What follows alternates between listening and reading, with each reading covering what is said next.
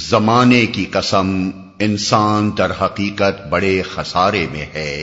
سوائے ان لوگوں کے جو ایمان لائے اور نیک اعمال کرتے رہے اور ایک دوسرے کو حق کی نصیحت اور صبر کی تلقین کرتے رہے۔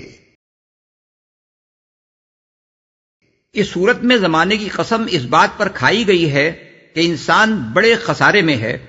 اور اس خسارے سے صرف وہی لوگ بچے ہوئے ہیں جن کے اندر 4 صفتیں پائی جاتی ہیں۔ نمبر 1 ایمان، نمبر 2 عمل صالح، نمبر 3 ایک دوسرے کو حق کی نصیحت کرنا، نمبر 4 ایک دوسرے کو صبر کی تلقین کرنا۔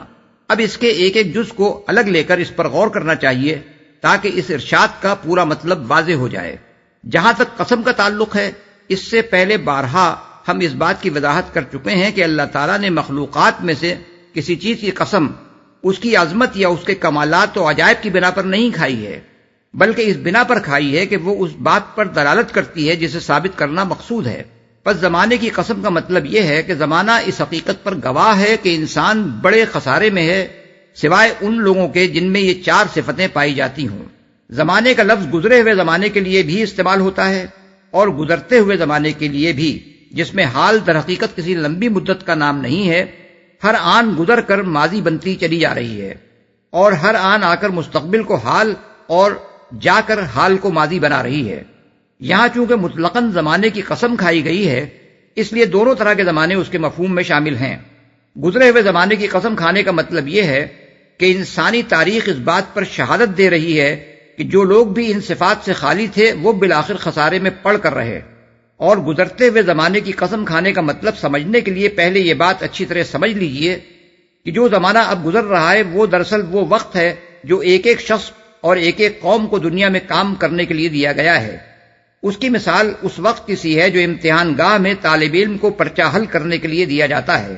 یہ وقت جس تیز رفتاری کے ساتھ گزر رہا ہے، اس کا اندازہ تھوڑی دیر کے لیے اپنی گھڑی میں سیکنڈ کی سوئی کو حرکت کرتے ہوئے دیکھنے سے آپ کو ہو جائے گا۔ حالانکہ 1 سیکنڈ بھی وقت کی بہت بڑی مقدار ہے۔ اسی 1 سیکنڈ میں روشنی 1,86,000 میل کا راستہ طے کر لیتی ہے، اور خدا کی خدائی میں بہت سی چیزیں ایسی بھی ہو سکتی ہیں جو اس سے بھی زیادہ تیز رفتار ہوں، خواہ وہ ابھی تک ہمارے علم میں نہ آئی ہوں۔ تاہم اگر وقت کے گزرنے کی رفتار وہی سمجھ لی جائے جو گھڑی میں سیکنڈ کی سوئی کے چلنے سے ہم کو نظر آتی ہے، اور اس بات پر غور کیا جائے کہ ہم جو کچھ بھی اچھا یا برا فعل کرتے ہیں اور جن کاموں میں بھی ہم مشغول رہتے ہیں، سب کچھ اس محدود مدت عمری میں وقوع پذیر ہوتا ہے جو دنیا میں ہم کو کام کرنے کے لیے دی گئی ہے، تو ہمیں محسوس ہوتا ہے کہ ہمارا اصل سرمایہ تو یہی وقت ہے جو تیزی سے گزر رہا ہے۔ امام راضی نے کسی بزرگ کا قول نقل کیا ہے کہ میں نے سورہ عصر کا مطلب ایک برف فروش سے سمجھا جو بازار میں آواز لگا رہا تھا کہ رحم کرو اس شخص پر جس کا سرمایہ گھلا جا رہا ہے۔ اس کی یہ بات سن کر میں نے کہا یہ ہے والعصر ان الانسان لفی خسر کا مطلب۔ عمر کی جو مدت انسان کو دی گئی ہے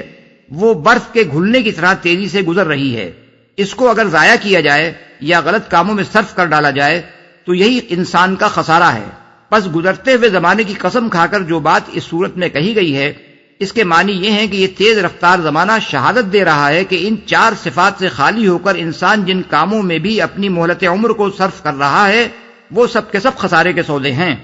نفع میں صرف وہ لوگ ہیں جو ان 4 صفات سے متصف ہو کر دنیا میں کام کریں۔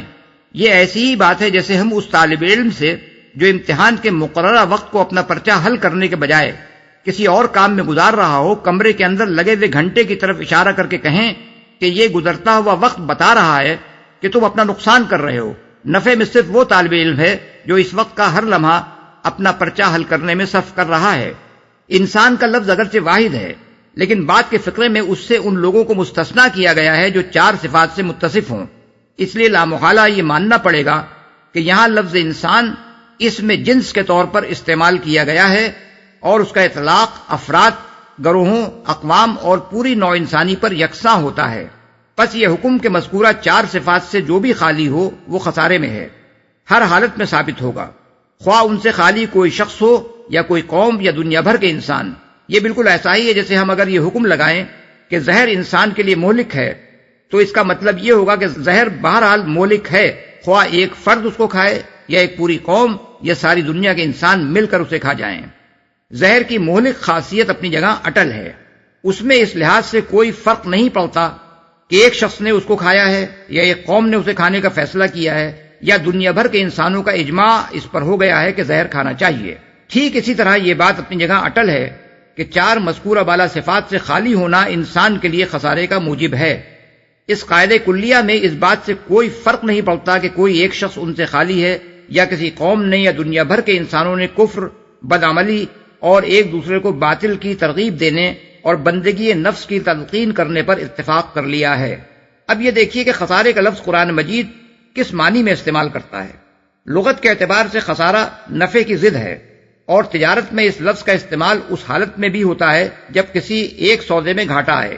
اور اس حالت میں بھی جب سارا کاروبار گھاٹے میں جا رہا ہو، اور اس حالت میں بھی جب اپنا سارا سرمایہ کھو کر آدمی دیوالیہ ہو جائے۔ قرآن مجید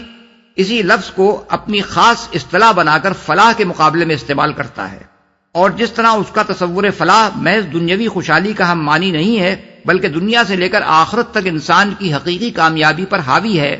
اسی طرح اس کا تصور خسران بھی محض دنیاوی ناکامی یا خستحالی کا ہم معنی نہیں ہے بلکہ دنیا سے لے کر آخرت تک انسان کی حقیقی ناکامی و نامرادی پر حاوی ہے۔ فلاح اور خسران دونوں کے قرآنی تصور کی تشریح اس سے پہلے ہم متعدد مقامات پر کر چکے ہیں، اس لیے ان کے اعادے کی حاجت نہیں ہے۔ اس کے ساتھ یہ بات بھی اچھی طرح سمجھ لینی چاہیے کہ اگرچہ قرآن کے نزدیک حقیقی فلاح آخرت میں انسان کی کامیابی اور حقیقی خسارہ وہاں اس کی ناکامی ہے، لیکن اس دنیا میں بھی جس چیز کا نام لوگوں نے فلاح رکھ چھوڑا ہے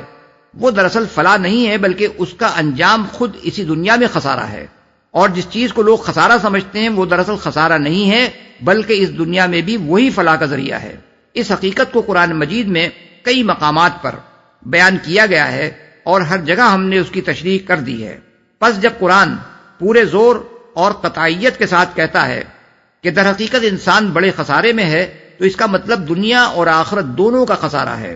اور جب وہ کہتا ہے کہ اس خسارے سے صرف وہ لوگ بچے ہوئے ہیں جن کے اندر حسب ذیل چار صفات پائی جاتی ہیں تو اس کا مطلب دونوں جہانوں میں خسارے سے بچنا اور فلاح پانا ہے۔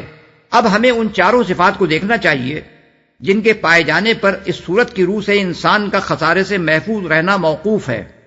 ان میں پہلی صفت ایمان ہے۔ یہ لفظ اگرچہ بعض مقامات پر قرآن مجید میں محض زبانی اقرار ایمان کے معنی میں بھی استعمال کیا گیا ہے،